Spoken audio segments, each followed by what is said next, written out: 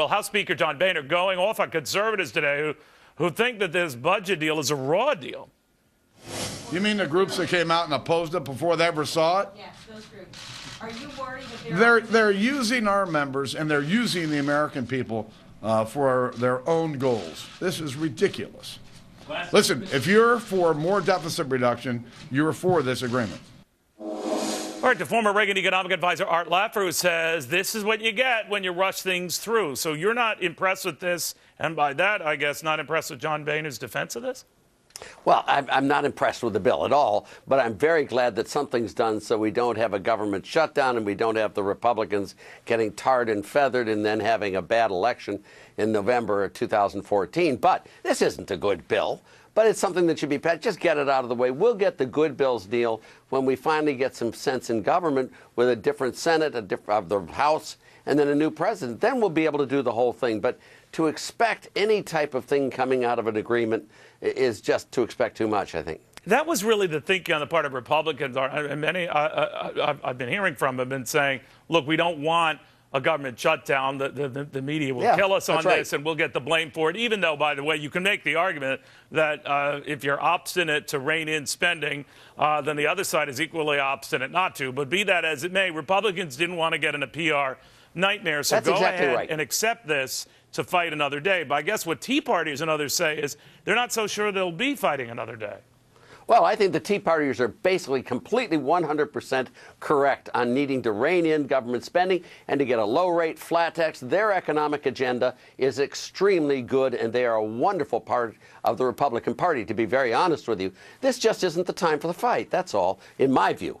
You wait until you have a chance of winning. And then when we have the chance of winning, then push the full agenda across the board. That's what I'd like to see done. You know what? One thing I've always found interesting in the way that how the media characterizes the competence of a Congress is how much it does. In other words, that you are defined by how much spending you do or how many laws you come up with or whatever.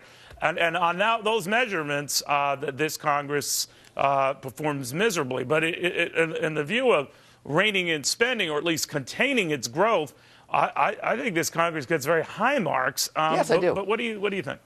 I think you're exactly right. I mean, we had the sequester. We reined in some of the government spending. We sure as heck stopped the agenda for Obama. If you look at total government spending as a share of GDP, it's fallen like a stone, Neil. And that, to me, is the reason why we are having a boomlet or an increase in output right now. I mean, that is it. The sequester did control that. And then there was, of course, the runoff of all the silly stimulus spending. But this Congress has done a fine job. There are just not enough of them yet to really undo a lot of the damage. I would love to rate Congresses and presidents by not what they do, but by what they undo. That's a very good point. You and I are on the same page on that. Like, I think we define worth by different measures. But let me ask you, because I think the bloom is getting off the rosy, or at least the niceties are gone. But between what John Boehner was making a veiled slap, not so veiled, to conservatives, just yesterday, Mitch McConnell on this show, lashing out at conservatives who questioned what he made of this Senate Conservative Fund. And that the real dirty laundry is being aired quite publicly. Where is this going? I think it's great.